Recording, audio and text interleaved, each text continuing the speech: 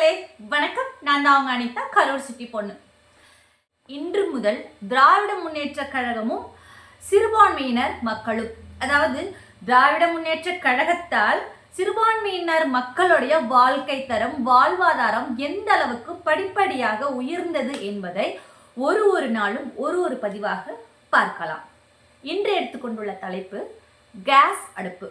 அதாவது 2002 அந்த காலகட்டத்துக்கு முன்னாடி வரைக்கும் கேஸ் அடுப்பு யார் வீட்டிலலாம் இருக்குன்னு கேட்டிங்கன்னா, அரசு அதிகாரிகள், அரசு ஓய்வூதியம் பெறுபவர்கள், இந்த மாதிரியான ஒரு நபர்கள், இந்த மாதிரியான மக்கள் வீட்டில் தான் கேஸ் அடுப்பு இருக்கும். வசதி படைத்தவர்கள், பிஸ்னஸ் பண்ணுறவங்க, நிறைய சொத்து பத்து இருக்கவங்க, அந்த மாதிரி இருக்கிறவங்களுக்கு வீட்டில் தான் கேஸ் அடுப்பு இருக்கும். ஏன்னு கேட்டிங்கன்னா, விறகு அடுப்பு தான் அப்பெல்லாம் அதிகமான பயன்பாட்டில் இருந்துச்சு. அடுப்பு ஊதும் பெண்களுக்கு படிப்பதற்கு அப்படின்றது எதனால வந்துச்சுன்னா, அடுப்பு ஊதுறது அதுதான் வழக்கம், பழக்கம், அப்படிதான் மக்கள் வாழ்ந்துகிட்டு இருந்தாங்க. ஆனா டாக்டர் கலைஞர் தான் அந்த கேஸ் அடுப்புன்ற ஒரு ஸ்கீமை கொண்டு வராரு. அதுலேயும் இலவச கேஸ் இணைப்பு கொடுத்தாரு. அதுக்கப்புறம் தான் படிப்படியா இன்னைக்கு கேஸ் அடுப்பு இல்லாத வீடு இல்லை. யார் வீட்டில் கேஸ் இல்லை அப்படின்னு கேட்டால், என்னடா லூஸ் மாதிரி ஒரு கேள்வி கேட்குறேன், அடுப்பு இல்லாத வீடு இருக்குமாடா, அந்த மாதிரி ஆயிடுச்சு. வீடு இருக்கோ இல்லையோ அடுப்பு இருக்கும், கேஸ் அடுப்பு இருக்கும். இன்றைய தலைமுறைகள் இருக்காங்களே, அவங்களுக்கெல்லாம் கேஸ் அடுப்பு இல்லாத ஒரு காலகட்டத்தில் எப்படி வாழ்ந்தோம் அப்படின்னு அவங்களுக்கு தெரியாது.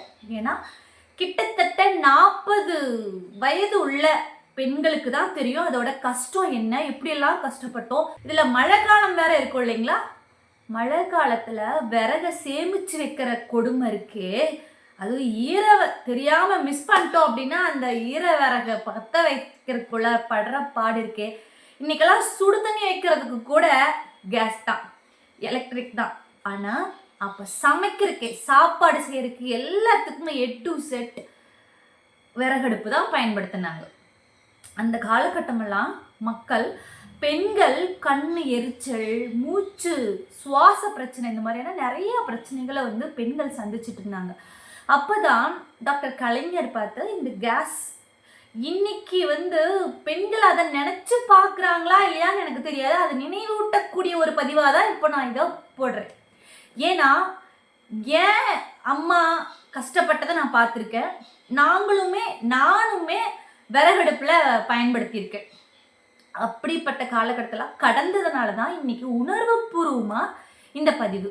டாக்டர் கலைஞர் அடுத்தடுத்த தலைமுறையினர் பெண்கள் சந்தோஷமாக இருக்கணுன்றதுக்காக எப்பவுமே பார்த்து பண்ணக்கூடிய ஒரு கழகம் தான் திராவிட முன்னேற்ற கழகம். ஆரம்ப காலகட்டத்திலிருந்தே தந்தை பெரியார் என்ன சொல்லியிருக்கார், அடுத்தடுத்து பெண்கள், திராவிட முன்னேற்ற கழகம்னு எடுத்துக்கொண்டாலே 90% சிறுபான்மையினர் மக்கள் மேலே வர்றதுக்கு என்ன வேணும், நீ நடந்து போகிறதுக்கு உனக்கு தடையா என்ன இருக்கு, அந்த தடையை உடைச்செறிகிறது தான் திராவிட முன்னேற்ற கழகத்தின் கொள்கை.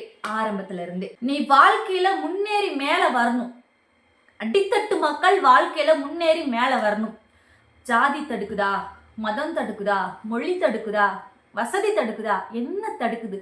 ஒரு சிறுபான்மையினர் மக்கள் மேலே வர்றதுக்கு என்ன தடுக்குது, அந்த தட்டையை ஒட்டை. அதுதான் பெரியாரோட கொள்கையாக இருந்துச்சு. அதே மாதிரி சமத்துவம், சகோதரத்துவம், சமூக நீதி, இதெல்லாம் தான் திராவிட முன்னேற்ற கழகத்துடைய கொள்கைகள். அதன் வழியில் வந்தது தான் பெண்கள் முன்னேற்றத்துக்காக தான் இந்த கேஸ் இணைப்பு கொடுத்தாங்க. அதுவும் ஆரம்பத்தில் இலவச இணைப்பு தான் கொடுத்தாங்க. இன்றைய பெண்கள் அதை கொஞ்சமாச்சும் நினச்சி பார்க்கணும். இது ஏன் நம்ம நினச்சி பார்க்க சொல்கிறோன்னா, அடுத்தடுத்த தலைமுறையினர் இன்னைக்கு சந்தோஷமா இருக்கும் அப்படின்னா அதுக்கு மூல காரணம்னு ஒரு விஷயம் இருக்கு. மக்களுக்கு ஒரு விஷயத்த கொண்டு போய் சேர்க்கணும், அதை ஒரு திட்டமா தீட்டணும், அதை சட்டமாக்கணும், அதை நடைமுறைப்படுத்தணும், அதை நீடிக்க வைக்கணும் அப்படின்னு சொல்லிட்டு யாரெல்லாம் யோசிச்சு மக்களுக்காக யோசிச்சுட்டு இருக்காங்களோ அவங்க தான் நல்ல தலைவர்களா ஆண்டாண்டு காலங்காலமா தொடர முடியும். அப்படி தொடரும் கழகம்தான் திராவிட முன்னேற்ற கழகம். இன்னைக்கு 76வது ஆண்டை அடியெடுத்து வைத்துள்ளோம் என்றால் அதற்கு முழுக்க 100% மக்கள் சிந்தனை மட்டுமே கொண்ட தலைவர்கள் பயணிக்கும் கழகம்தான் திராவிட முன்னேற்ற கழகம். இதில் எந்த ஒரு சந்தேகமும் இல்லை.